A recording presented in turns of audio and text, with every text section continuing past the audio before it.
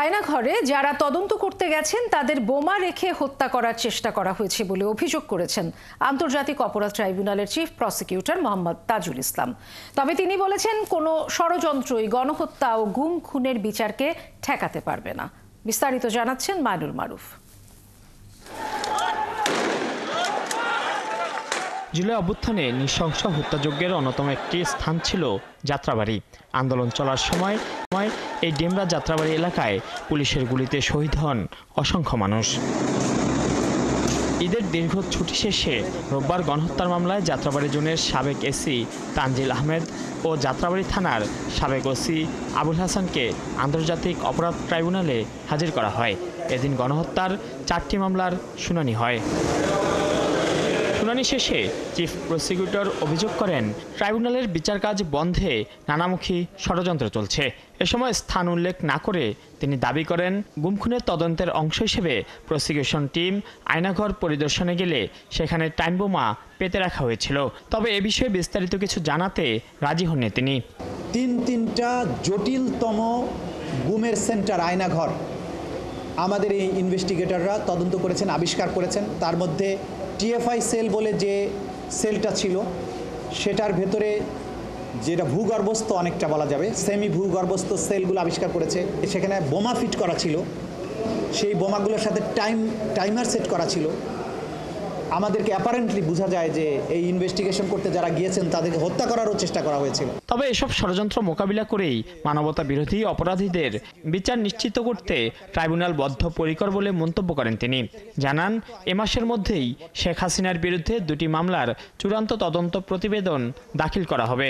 পাশাপাশি দ্রুতই যাত্রা শুরু করবে দ্বিতীয় ট্রাইব্যুনাল। তারা যে ষড়যন্ত্রগুলো করছে ট্রাইব্যুনালের তদন্ত সংস্থা প্রসিকিউশন এই ব্যাপারে সম্যক অবহিত এবং তাদের অনেককে চিহ্নিত করা হয়েছে। যারা এগুলো করার চেষ্টা করবেন তারা ব্যর্থ হবেন, তাদেরকে আমরা মেসেজ দিতে চাই। দিনের শুনানি শেষে যাত্রাবাড়ির গণহত্যার ঘটনায় তদন্ত প্রতিবেদন দাখিলের জন্য 15ই জুন এবং ফার্মগেটে গোলাম নাফিস হত্যা মামলায় তদন্ত প্রতিবেদনের জন্য 6 জুন নির্ধারণ করেন আদালত।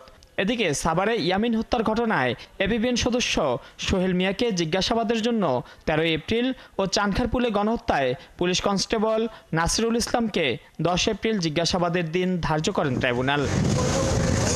মাইনুল মারুফ, 71, ঢাকা। দুর্নীতির মামলায় আসামি হিসেবে শেখ হাসিনাকে দেশে ফেরাতে ইন্টারপোলের সহায়তা নেওয়া হবে বলে জানিয়েছেন দুর্নীতি দমন কমিশন দুদকের চেয়ারম্যান ডক্টর আব্দুল মোমেন। এছাড়া তিনি বলেছেন, টিউলিপ সিদ্দিকীর আইনজীবীর পাঠানো চিঠির জবাব দেবে না দুদক। তার বিরুদ্ধে পরোয়ানা জারির পর হাজির না হলে টিউলিপকে পলাতক গণ্য করা হবে বলেও জানান দুদক প্রধান। আরও জানাচ্ছেন ফরহাদ ইবনে মালিক।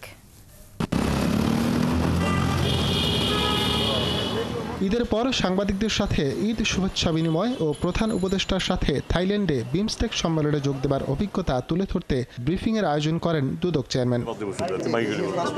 দুদকের মামলার আসামি হিসেবে সাবেক প্রধানমন্ত্রী শেখ হাসিনাকে দেশে ফিরিয়ে আনার কোনো উদ্যোগ কমিশন নেবে কিনা এই প্রশ্নের উত্তরে চেয়ারম্যান বলেন, আদালতের সিদ্ধান্ত মেনেই তারা ব্যবস্থা নেবেন। প্রয়োজনে সহায়তা নেওয়া হবে ইন্টারপোলের। আমার কাছে সাবেক প্রধানমন্ত্রী শেখ হাসিনা কিংবা দুর্নীতিগ্রস্ত একজন সাধারণ জনগণের মধ্যে কোনো তফাৎ নাই। আমি একজন দুর্নীতিগ্রস্ত ব্যক্তি যিনি পলায়ন করে অন্যত্র চলে গিয়েছেন, তার জন্য আমার যে প্রক্রিয়া, সাবেক প্রধানমন্ত্রী পলাতক শেখ হাসিনার জন্য আমার প্রক্রিয়া একই প্রক্রিয়া। অ্যারেস্ট ওয়ারেন্ট আমরা ইস্যু করি না, আদালত থেকে এটা হয়। আমাদের মামলাটা যখন করে যাচ্ছে খুব শীঘ্রই আপনারা পাবেন আদালত থেকে ওয়ারেন্ট অফ অ্যারেস্ট আপনি পাবেন। সেক্ষেত্রে যদি আমাদের আসামি অ্যাবসকন্ডিং হয়ে থাকে তাহলে সেক্ষেত্রে সে আসামিকে আনার জন্য আরও প্রক্রিয়া আছে, ইন্টারপোল আছে এবং অন্যান্য যত সব প্রক্রিয়া আছে আমরা সবগুলি আমরা অনুসরণ করব। শেখ রেহানার কন্যা ও ব্রিটিশ এমপি টিউলিপ সিদ্দিকীর বিরুদ্ধে দুদকের দায়ের করা প্লট জালিয়াতি মামলার পর নিজের আইনজীবীর মাধ্যমে একটি চিঠি পাঠান তিনি।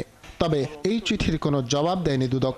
চিঠি না দিয়ে আদালতের মুখোমুখি হতে টিউলিপের প্রতি আহ্বান জানান দুদকের চেয়ারম্যান। দুর্নীতির অভিযোগ উড়িয়ে দিতে পারেননি বলেই ব্রিটেনের দুর্নীতি নিবারণের দায়িত্বপ্রাপ্ত মন্ত্রী মিস টিউলিপ সিদ্দিক সে দেশের প্রধানমন্ত্রীর প্রবল সমর্থন সত্ত্বেও পদত্যাগ করতে বাধ্য হয়েছেন। দুর্নীতি দমন কমিশন তার আইনজীবীকে এবং আইনজীবীর মাধ্যমে মিস টিউলিপ সিদ্দিকীকে ইতিপূর্বেই জানিয়ে দিয়েছে আদালতে হাজির হয়ে তারা যেন অনুগ্রহ করে এই অভিযোগের মোকাবেলা করেন। ক্রিকেটার সাকিব আল হাসানকে নিয়ে করা আরেক প্রশ্নের জবাবে চেয়ারম্যান জানান, সাকিব এখন আর দুদকের আইকন নন। তদন্ত সাপেক্ষে তিনিও আসামি হতে পারেন। এমনও হতে পারে যে সাকিব আল হাসান দুদকের আসামিও হতে পারেন। মানে আমরা এটা আমাদের অনুসন্ধান পর্যায়ে আছে, অনুসন্ধানের পরে বোঝা যাবে। এদিকে 700 কোটি টাকার অস্বাভাবিক লেনদেনের তথ্য পাওয়ার পর সাবেক পররাষ্ট্রমন্ত্রী হাসান মাহমুদ ও তার স্ত্রীর বিরুদ্ধে 2টি মামলা করেছে দুদক। সংসদ সদস্য এবং পররাষ্ট্রমন্ত্রী মোহাম্মদ হাসান মাহমুদের বিরুদ্ধে 2টি মামলা। ফরহাদ ইবনে মালেক, 71, ঢাকা। কিভাবে খরচ হচ্ছে জানিও না। জামিন আবেদন জানানো আওয়ামীপন্থী 10 জন বাদে সবার জামিন নামঞ্জুর করেছে আদালত। বাকি 84 জনকে কারাগারে পাঠানোর আদেশ দিয়েছে ঢাকা মহানগর দায়রা জজ আদালত। হামলা, ভাঙচুর ও হত্যা চেষ্টার অভিযোগে করা মামলায় আওয়ামীপন্থী 93 আইনজীবী সকালে নিম্ন আদালতে আত্মসমর্পণ করে জামিনের আবেদন করেন। দীর্ঘ শুনানি শেষে রবিবার 8 জন মহিলা ও 2 জন পুরুষ আইনজীবীকে জামিন দেওয়া হয়।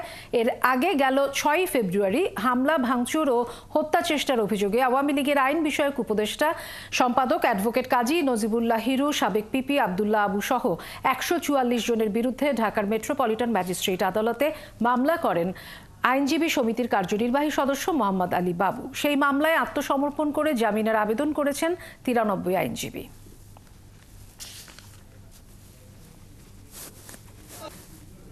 মামলার মূল নথি পর্যালোচনা করে মেডিকেল এবং বিভিন্ন ছবিগুলো দেখে আদালত উভয় পক্ষের বক্তব্যের পর যারা মহিলা আইনজীবী ছিল, মহিলা অ্যাকিউজড ছিল, আসামি ছিল, তাদেরকে জামিন মঞ্জুর করেন।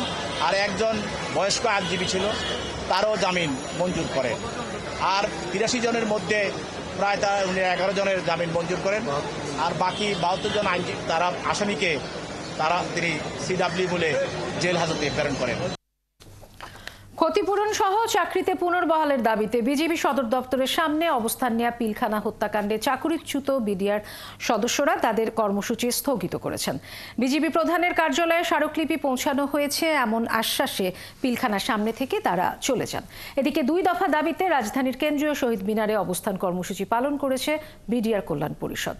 আরও জানাচ্ছেন নাদিয়া শারমিন। রোববার সকালে আন্দোলনকারীরা এসে জড়ো হন বিজিবির পিলখানা গেটের উল্টো দিকে। বিজিবি ও পুলিশের নিরাপত্তা বেষ্টনীর মধ্যে সকাল 9টায় আন্দোলন শুরু করে তারা। আমরা অব্যাহতি পাইছিলাম, সেখানে লেখা ছিল পুনরায় তাদেরকে চাকরি বহাল করার জন্য। পরে সেখানে আমাদেরকে পুনরায় চাকরি না দিয়ে সেখানে বিশেষ আদালত গঠন করে আমাদেরকে সাজা দেওয়া হয়েছে, চাকরিচ্যুত করা হয়েছে। আমাদের একমাত্র দাবি আমাদের পুনরায় চাকরি বহাল করা হোক এবং ক্ষতিপূরণ সব ফেরত দেওয়া হোক। যারা পিলখানা হত্যাকাণ্ড ঘটিয়েছে তাদের ব্যতিরেকে আমরা সকলেই চাকরির জন্য আবেদন করছি এবং পুনর্বহালের জন্য দাবি জানাচ্ছি। বেলা 12টার দিকে তাদের পক্ষ থেকে একটি প্রতিনিধি দল পিলখানায় বিজিবি মহাপরিচালকের সাথে দেখা করে স্মারকলিপি দেওয়ার চেষ্টা করে, তবে তাদের ভেতরে ঢুকতে দেওয়া হয়নি। আমাদের যে স্মারকলিপিটি ওনারা ওইখান থেকে রিসিভ করে নেয়, দিয়ে আসলে আমাদের সাথে মহাপরিচালকের সাথে যে দেখা করার যে বিষয়টি ছিল সেটি নিয়ে আসলে দেখা করতে দেওয়া হয় না। একজন কর্নেল বলছে যে আপনার স্মারকলিপি দেন, আপনাদের ভিতরে যাওয়া হবে না। হ্যাঁ, আপনাদের স্মারকলিপি পৌঁছায় দেওয়া হবে, বলছে যে পরবর্তীতে জানানো হবে।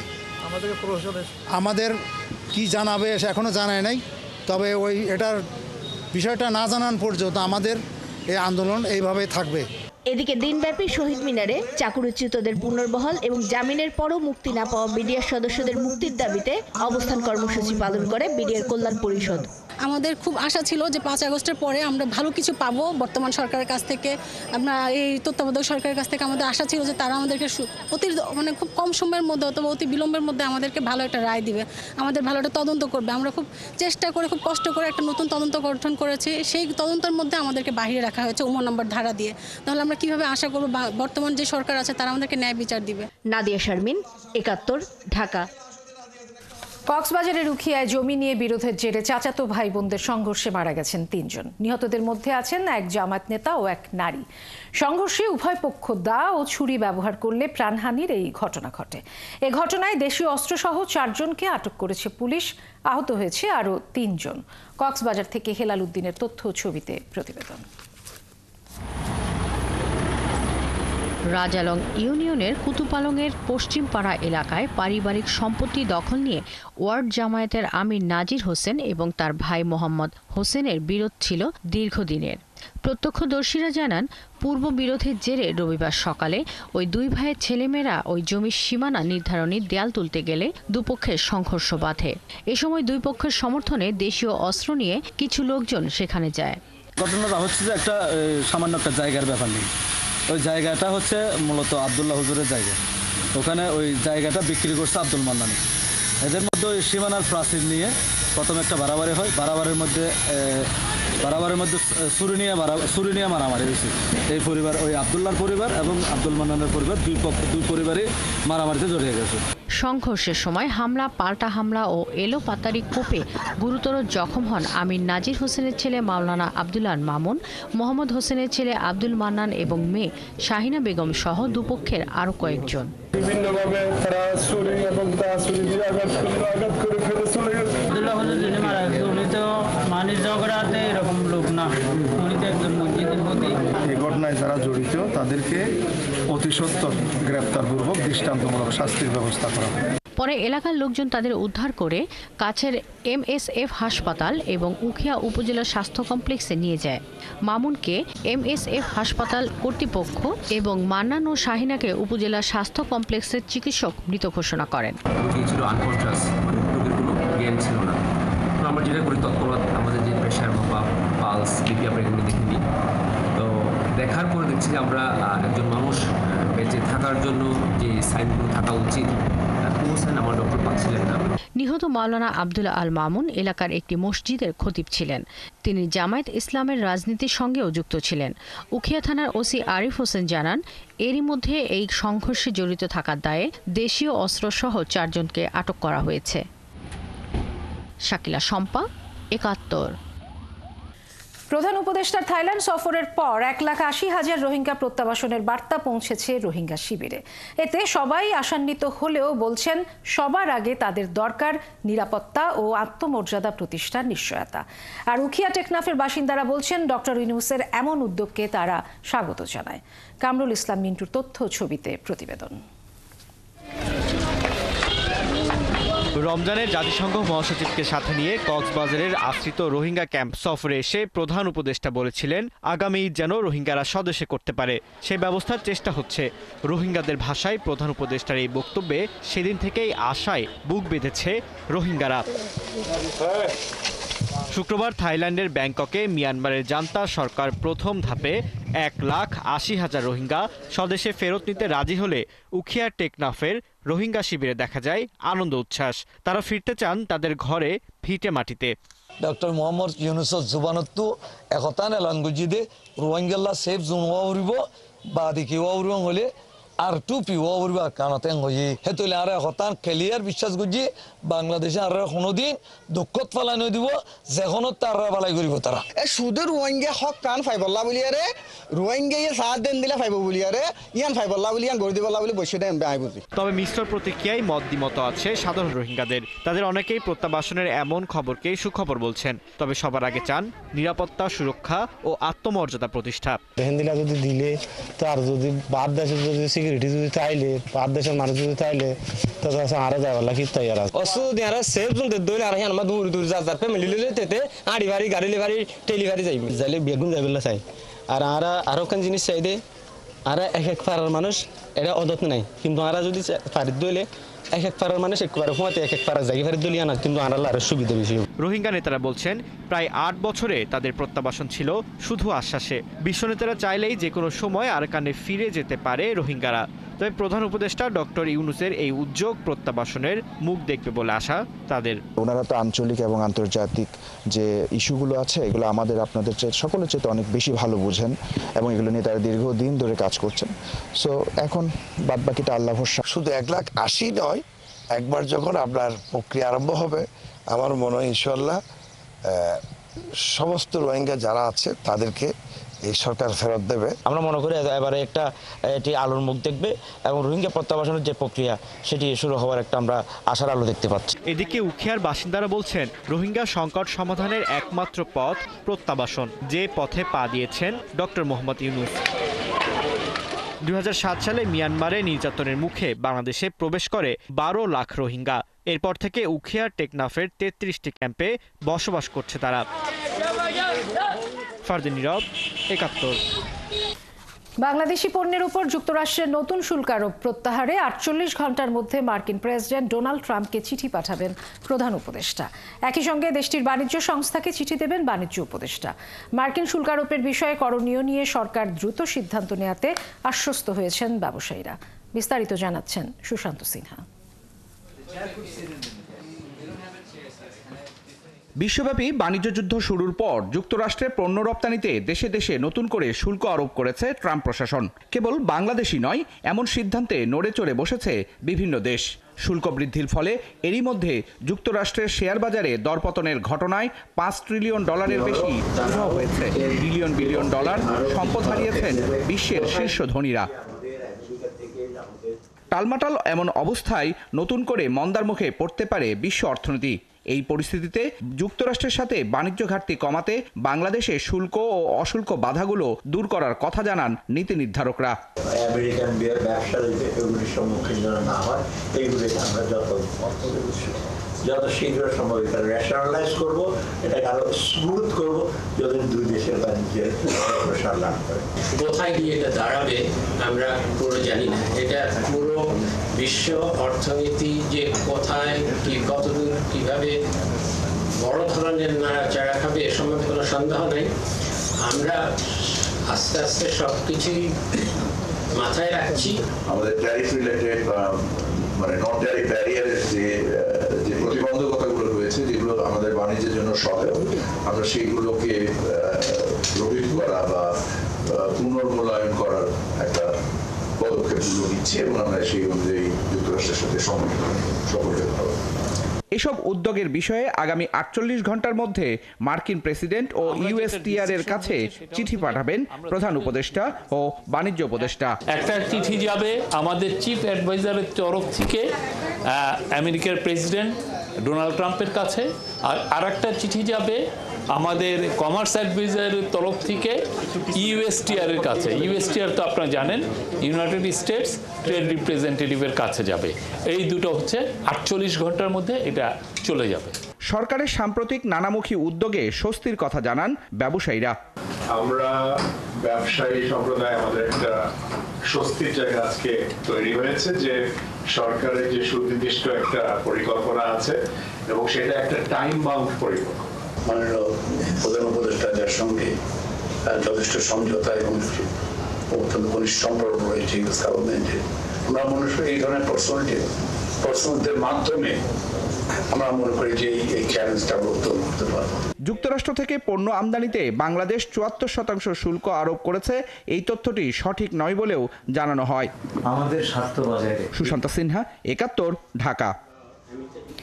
বাংলাদেশের সাম্প্রতিক অর্থনৈতিক উন্নয়নে সন্তোষ প্রকাশ করেছে আন্তর্জাতিক মুদ্রা তহবিল IMF। অর্থ উপদেষ্টা ডক্টর সালেউদ্দিন আহমেদ এমন কথা জানিয়ে বলেছেন, জুনেই মিলতে পারে IMF এর ঋণের চতুর্থ ও পঞ্চম কিস্তি। এছাড়া তিনি আরও বলেছেন, যুক্তরাষ্ট্রের শুল্ক আরোপের প্রভাব সামাল দেয়া কঠিন হবে না। শারমিন নীরার প্রতিবেদন। আন্তর্জাতিক মুদ্রা তহবিল IMF এর চলমান $470 কোটি ঋণ চুক্তির চতুর্থ ও পঞ্চম কিস্তির ছাড়ের আগে বাংলাদেশ কতটা শর্ত পূরণ করেছে তার অগ্রগতি জানতে ঢাকায় এসেছে IMF এর প্রতিনিধি দল। সকালে অর্থ সচিব ও পরে অর্থ উপদেষ্টার সাথে বৈঠক করেন প্রতিনিধি দলের সদস্যরা। অর্থ উপদেষ্টা জানান, বাংলাদেশের আর্থিক খাত সংস্কারের অগ্রগতিতে সন্তুষ্ট IMF। মোটামুটি এখন things are stable, things are moving to the right direction, কিন্তু এই রিভিউর পর একটু দেখবে। ওরা বলছে উই আর স্যাটিসফাইড যে বাংলাদেশ ইকোনমি এখন তো স্টেবল আছে আর কি।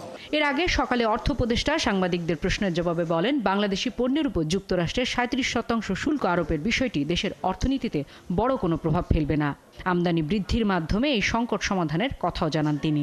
একেবারে যে পড়বে না তা না, আমরা ওটা দেখবো কিভাবে পুষিয়ে নেওয়া যায়। বিরাট একটা হিসেবে না। আর আমাদের সুবিধা যে গার্মেন্ট ইন্ডাস্ট্রি চায়না থেকে রিলোকেট করবে। চায়না তো আর একটা জিনিস এসে করবেন যে আমাদের যে গার্মেন্ট আছে আমরা লোয়ার এন্ডে কিন্তু মানে যেটা টার্গেট বা ওয়াল মার্কেটে বিক্রি হয়, যেটা খুব বেশি দাম না। ইভেন যদি ট্যারিফ ওরা বেশি করে খুব বেশি দাম এসে হবে না, যেটা আমি 2007-08 দেখেছি। আমাদের কিন্তু এক্সপোর্ট একেবারে এফেক্ট করা নাই। এফেক্ট করেছে কারা? খুব দামি দামি কাপড় চোপড় অথবা খুব এক্সপেন্সিভ জিনিসপত্র ওখানে ইম্পোর্ট। যুক্তরাষ্ট্রের শুল্ক আরোপের প্রভাব মোকাবেলা সরকারের টপ প্রায়োরিটি বলে জানিয়েছেন পরিবেশ ও বন উপদেষ্টা। মার্কিন যুক্তরাষ্ট্র যে শুল্কটা আরোপ করেছে এটা তাদের গ্লোবাল একটা পলিসির অংশ হিসাবে, এটা যে কেবল বাংলাদেশের উপর আরোপ করেছে তা তো না, তো গ্লোবালি এক একজন এক একভাবে অ্যাড্রেস করেছে। আমাদের থেকে গতকাল সরকারের পক্ষ থেকে বলা হয়েছে যে আমাদের মাননীয় প্রধান উপদেষ্টা মহোদয় নিজেই এটা নিয়ে কথা বলবেন। শারমিন মীরা, ৭১, ঢাকা। 5ই আগস্ট পরবর্তী বাংলাদেশের বিনিয়োগ বান্ধব চিত্র তুলে ধরতে 40 দেশের বিনিয়োগকারীদের নিয়ে সোমবার থেকে শুরু হচ্ছে 4 দিনের বিনিয়োগ সম্মেলন। বাংলাদেশ বিনিয়োগ উন্নয়ন কর্তৃপক্ষ বিডার নির্বাহী চেয়ারম্যান চৌধুরী আশিক মাহমুদ বিন হারুন জানিয়েছেন, বাংলাদেশ সম্পর্কে বহির্বিশ্বের নেতিবাচক ধারণা দূর করাই এই সম্মেলনের উদ্দেশ্য। সম্মেলনে বেশ কিছু ব্যবসা প্রতিষ্ঠানের সাথে বিনিয়োগ চুক্তি ও সমঝোতা স্মারক সই হবে বলেও আশা করেন তিনি। মোহন ইসলামের প্রতিবেদন। অন্তর্বর্তী সরকার দায়িত্ব নেওয়ার পর প্রথমবারের মতো দেশি বিদেশি ও প্রবাসী বিনিয়োগকারীদের নিয়ে আয়োজন করা হচ্ছে ইনভেস্টমেন্ট সামিট বা বিনিয়োগ সম্মেলন 2025। 7 এপ্রিল শুরু হয়ে আগামী 10 এপ্রিল এই সম্মেলন শেষ হবে। ফরেন সার্ভিস একাডেমিতে এক সংবাদ সম্মেলনে সার্বিক তথ্য তুলে ধরেন বিডার নির্বাহী চেয়ারম্যান। 2টা ট্র্যাকে আসলে জিনিসপত্র আগাবে। প্রথম ট্র্যাকটা হচ্ছে যে আমরা প্রায় 60 জনের বেশি উদ্যোক্তাকে নিয়ে আমাদের একটা স্পেশাল ফ্লাইট সেটা যাবে চট্টগ্রামে। সেখান থেকে আমরা কোরিয়ান ইপিজেড এবং মিরেশ্বরাইতে আমাদের ন্যাশনাল স্পেশাল ইকোনমিক জোন আছে, এই দুইটা আমাদেরকে ভিজিট করে রাতের বেলা আবার ফেরত নিয়ে আসবো। এনারা হচ্ছেন সেই সব উদ্যোক্তা যারা মনে করছেন যে ওনাদের একটা ফ্যাক্টরি সেট আপ করতে হবে, ওনাদের আসলে জায়গা জমি লাগবে, ওনাদেরকে দেখতে হবে যে কী ধরনের সাপোর্ট সিস্টেম আমরা তৈরি করতে পারি। তিনি বলেন, আগে বহির্বিশ্বে বাংলাদেশ নিয়ে নেতিবাচক ধারণা ছিল, যা 5 আগস্টের পর থেকে পরিবর্তন হতে শুরু করেছে। দেশে এখন পরিবেশ বান্ধব বিনিয়োগ পরিস্থিতি তৈরি হয়েছে। ওভারঅল প্যাকেজ হিসেবে আমরা যে জায়গাটা থাকার কথা সেই জায়গাটা পারসেপশন ওয়াইজ আমরা সেই জায়গায় গ্লোবালি নেই। যেহেতু নেই, একমাত্র উপায় হচ্ছে আমাদের কাছে এই জিনিসটাকে ওভারটার্ন করা, সেটা হচ্ছে আমরা যদি ইনভেস্টরদেরকে ফিজিক্যালি নিয়ে আসতে পারি বাংলাদেশে, তাহলে তারা প্রথমবার যখন বাংলাদেশকে এক্সপিরিয়েন্স করে, বাংলাদেশের মানুষের সাথে ইন্টারাক্ট করে, তখন তাদের কাছে মনে হয় যে না, এই দেশে আসলে ইনভেস্ট করা যাবে। যুক্তরাষ্ট্রের চলমান বাণিজ্য যুদ্ধ ও বাংলাদেশের পণ্যের উপর উচ্চ হারে শুল্কারোপের প্রভাব এই সম্মেলনে পড়বে না বলেও আশা করেন বিডার নির্বাহী চেয়ারম্যান। বলেন, বিনিয়োগ খাতে বেশ কিছু সংস্কারও করা যাবে। বাংলাদেশের বিনিয়োগের যে অবস্থা, সেই অবস্থার ব্যাপারে ইউএসটিআর এর একটা রিপোর্ট আছে, সেই রিপোর্টের উপর বেস করে ওনারা অনেকগুলো ডিসিশন ড্রাইভ করেছেন বলে বলছেন। তো সেই রিপোর্টে আমাদের জন্য কিছু বেসিক রিফর্মের কথা বলা হচ্ছে, যে আমাদের রেগুলেটরি কিছু রিফর্ম দরকার, কাস্টম ডিউটির ক্ষেত্রে কিছু রিফর্ম দরকার, করাপশন, এরকম আপনার আইপি রাইটস, এরকম বেশ কয়েকটা টপিকের কথা বলা আছে। এই রিফর্মগুলো কিন্তু আমরাও করতে চাচ্ছিলাম। বিএনপি, এনসিপি ও জামাতের প্রতিনিধিরা এই সম্মেলনে উপস্থিত থাকবেন। সম্মেলনটি পরিচালিত হবে ইলন মাস্কের প্রতিষ্ঠান স্টারলিংকের ইন্টারনেট দিয়ে। পাশাপাশি বাণিজ্যিকভাবে স্টারলিংক চালুর প্রক্রিয়াও শুরু করবে সরকার। মোহন ইসলাম, ৭১, ঢাকা। ঈদে টানা 9 দিন ছুটির পর খুলেছে সরকারি বেসরকারি অফিস, ব্যাংক, বিমা, আদালত ও শিক্ষা প্রতিষ্ঠান। ঈদের পর প্রথম কর্মদিবসে সচিবালয় সহ বিভিন্ন দপ্তর সহ সবখানেই চলছে শুভেচ্ছা বিনিময়। সেই সঙ্গে সড়কে ভিড় বাড়তে থাকায় রাজধানী ঢাকা ফিরছে চিরচেনা রূপে। লম্বা ছুটি শেষে প্রথম দিনের কর্মব্যস্ত নগরীর খবর জানাচ্ছেন রাশেদ আনিস। টানা 9 দিনের বন্ধের পরে প্রথম কর্মদিবসে অফিস পাড়ায় ছুটির আমেজ। সহকর্মীরা একে অপরকে ঈদের শুভেচ্ছা জানিয়ে শুরু করেন দিনের কাজ। আগের মতোই অফিস চলবে 9টা থেকে 5টা। আগের মতো আর যানজট তেমন নাই, আছে মোটামুটি একটা যানজটের মধ্যেই আমরা বাড়ি যেতে পারছি এবং কি ঢাকাতে আসতে পারছি এবং আমাদের কর্মস্থলে আমরা উপস্থিত হতে পারছি। গ্রামে গিয়েছি, গ্রামে অনেক মজা হয়েছে এবং আবার পুনরায় আবার অফিসে ফেরত আসতে হলো। ভালোই যাচ্ছে, ভালোই কেটেছে ঈদ। ঢাকাতে আমি ঈদ করেছি, তো এতদিন ছুটি ছিল, ঈদের ছুটি। সো এখন যেহেতু ছুটি শেষ হয়ে যাচ্ছে, তো গাড়ির যানজট বাড়বে, অফিস খুলছে, স্কুল খুলছে, সব কিছু নিয়ে এখন তো যানজট স্বাভাবিক বাড়বে। ফাঁকা ঢাকা আবারও ফিরেছে পুরনো রূপে। সড়কে চাপ বেড়েছে যানবাহনের। এই যে ছুটি শেষ হলো, এখন আবার অফিসের কাজ আরম্ভ হলো। অফিসের কাজে যাচ্ছি, কিন্তু যানজট সেই আগের মতোই আবার আরম্ভ হয়েছে। রাস্তাঘাট এখনো নতুন নতুন লাগছে সব কিছু, কারণ এখনও অনেকে হয়তো আসেনি বা হয়তো এখনও শুরু করেনি।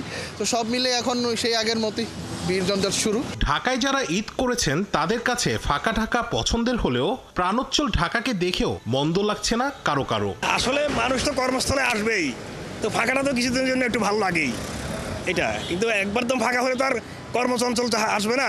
তো কর্মচঞ্চলও থাকতে হবে, আবার রিল্যাক্সও থাকতে হবে, আবার সিস্টেমটাও ভালো থাকতে হবে। গত হলে অফিস করছি আরও ফাঁকা ছিল, আজকে মোটামুটি জ্যাম, কিন্তু এই জ্যামটা মেনে নেওয়া যায়। ভালো ছিল যখন ফাঁকা ছিল, তখন চলাফেরা ভালো ছিল, কোথায় গেলে খুব ভালো ছিল, যানজট ছিল না।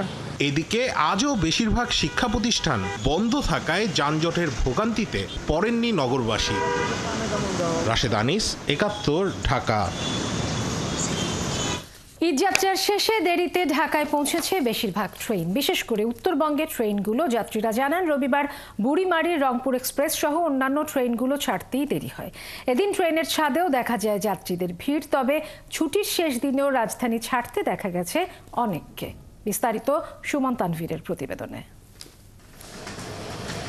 কিছুটা স্বস্তি ও ভোগান্তিহীন যাত্রার আশায় ঈদের ছুটির শেষ দিনে রাজধানী ছাড়তে গিয়ে বিরক্ত হন যাত্রীরা। কারণ সকাল 9:30টায় ছাড়ার কথা ছিল চট্টগ্রামগামী লোকাল এক্সপ্রেস, নিশ্চিত করেনি কখন ছাড়বে। একই অবস্থা অন্যান্য ট্রেনেরও। দেরি হয়নি অস্বস্তি প্রকাশ করেন যাত্রীরা। অবশ্য তারা প্রিয় মানুষের কাছে যাওয়ার ভালো লাগার কথা জানাতেও ভোলেননি। 10টায় আসছে আপনার প্ল্যাটফর্মে, আসার পরে সেই ট্রেন আসছে আপনার রাত 2টায়। তবে আমার মনে হয় কর্তৃপক্ষের এই ট্রেনের ভিতরে যে অনিয়মগুলো, এগুলোর প্রতি একটু নজর দেওয়া উচিত। কথা কাজের মিল নেই। ছাড়া কথা ছিল 8:45 মিনিটে, এখন বাজে আপনার 9টা। ঈদ আমাদের বাসার মধ্যেই কাটছে, কোথাও জায়গায় যাওয়া হয় নাই, কিন্তু ফুপিকে বাসায় যেতেছে, খুবই ভালো লাগতেছে। সকালে ঢাকায় যে ট্রেনগুলো প্রবেশ করেছে সেগুলোর বেশিরভাগই পৌঁছাতে দেরি করে। রংপুর এক্সপ্রেস প্রায় 3 ঘন্টা দেরিতে আসে, বুড়িমারি এক্সপ্রেসও 2 ঘন্টা দেরি করে। ট্রেনের অবস্থা যাচ্ছে তাই পা রাখার জায়গা নেই ভিতরে। ট্রেনের শিডিউলটা আসলে ঠিক না, মানে যেমন আজকের ট্রেনটা আমি রংপুর এক্সপ্রেস, এটাতে প্রায় 2.5 ঘন্টা দেরি। ঈদে আমরা অনেক মজা করেছি, ট্রেনে গেছি, ফজলি গেছি, অনেক জায়গায় ঘুরেছি। ছোট ভাই মা বাপ নিয়ে ঈদ করেছি এবং জার্নিও ভালো হয়েছে। ঢাকাতে আসলাম, খুব আরাম আসছি। বাড়িতে থাকলে তো ভালো লাগে, এই ট্রেন একটু কষ্ট করে এলেও শেষ বেলায় আসলাম আর কি। 25 রোজায় আলহামদুলিল্লাহ একদমই ফ্রি ছিল, খুব রিল্যাক্সে বাড়ি যেতে পারছি। আসার পথে একটু ভিড় ছিল অনেক। ঈদযাত্রার শেষ দিনে ট্রেনগুলোর ছাদে চড়ে ঢাকায় আসতে দেখা যায় বহু যাত্রীকে। টিকিট কাইটা সিট পাইনি, তো পরবর্তীতে অনেক ঝামেলা হয়েছে আজকে ট্রেন নিয়ে। তো ট্রেন অনেক লেট ছাড়ছে, এই জন্য পরে লাস্টে সবাই ছাদে উঠছে। ট্রেন যাত্রার দেরি নিয়ে কোনো পরিষ্কার ব্যাখ্যা দেয়নি রেলওয়ে কর্তৃপক্ষ। সুমন তানভীর, ৭১, ঢাকা। আমেরিকার প্রেসিডেন্ট ডোনাল্ড ট্রাম্প ও তার ঘনিষ্ঠ মিত্র ইলন মাস্কের বিরুদ্ধে ওয়াশিংটন সহ দেশের অনেক অঙ্গরাজ্যে বড় ধরনের বিক্ষোভ হয়েছে। দ্বিতীয় মেয়াদে ক্ষমতায় আসার পর ব্যাপক হারে সরকারি কর্মী ছাঁটাই এবং নির্বাহী ক্ষমতার স্বেচ্ছাচারিতার বিরুদ্ধে এসব বিক্ষোভ হয়। এতে অংশ নিয়েছেন দেশটির লাখো জনতা। এছাড়া ট্রাম্প বিরোধী বিক্ষোভের ঢেউ আছড়ে পড়েছে ইউরোপেও। বিস্তারিত মনিরুজ্জামান বাবুর প্রতিবেদনে। দ্বিতীয়বার যুক্তরাষ্ট্রের প্রেসিডেন্ট হিসেবে 3 মাসও পূরণ হয়নি ডোনাল্ড ট্রাম্পের। এর মাঝেই তাঁকে ঘিরে ক্ষোভ ছড়িয়ে পড়েছে দিকে দিকে। ট্রাম্পের নীতির বিরুদ্ধে সরব হয়ে রাস্তায় নেমেছে হাজারো আমেরিকান। যুক্তরাষ্ট্রের 50টি অঙ্গরাজ্য ও বেশ কয়েকটি দেশে প্রেসিডেন্ট ডোনাল্ড ট্রাম্প ও তার ধনকুবের মিত্র ইলন মাস্ক বিরোধী বড় সমাবেশ হয়েছে। দ্বিতীয়বার ক্ষমতায় আসার পর এটাই আমেরিকায় সবচেয়ে বড় ট্রাম্প বিরোধী বিক্ষোভ। এই বিক্ষোভের নাম দেওয়া হয়েছে হ্যান্ডস অফ। ওয়াশিংটনের মেঘাচ্ছন্ন আকাশ এবং হালকা বৃষ্টির মাঝেও হাজার হাজার মানুষ বিক্ষোভে অংশ নেন। ওয়াশিংটনের ন্যাশনাল মলের ট্রাম্প বিরোধী প্রতিবাদে অংশ নেয় বেশ কিছু সংগঠন। ওয়াশিংটন ডিসিতে হ্যান্ডস অফ প্রতিবাদ চলাকালে মার্কিন কংগ্রেসের অনেক প্রতিনিধি এসব সমাবেশে যোগ দেন। অন্যদিকে মার্কিন প্রতিনিধি পরিষদের ডেমোক্র্যাট সদস্যরাও ট্রাম্পের নীতির তীব্র সমালোচনা করেছেন। ওয়াশিংটন ছাড়াও নিউ ইয়র্কে ট্রাম্প বিরোধী বিক্ষোভে অংশ নেয় অসংখ্য মানুষ। গণতন্ত্রপন্থী আন্দোলনকারীদের উদ্যোগে অনুষ্ঠিত এসব সমাবেশে বিক্ষোভকারীদের অভিযোগ, ট্রাম্প ক্ষমতা গ্রহণের পর থেকে আমেরিকানদের অধিকার ও স্বাধীনতার উপর আক্রমণ চালাচ্ছেন। এই প্রশাসনের জন্য বিশ্বজুড়ে বন্ধুদের হারাচ্ছি আমরা। সকলের সঙ্গে সম্পর্ক খারাপ হচ্ছে, দেশের মধ্যেও তারা বিভাজন তৈরি করছে, আমাদের সরকারকে ওরা ধ্বংস করে দিচ্ছে।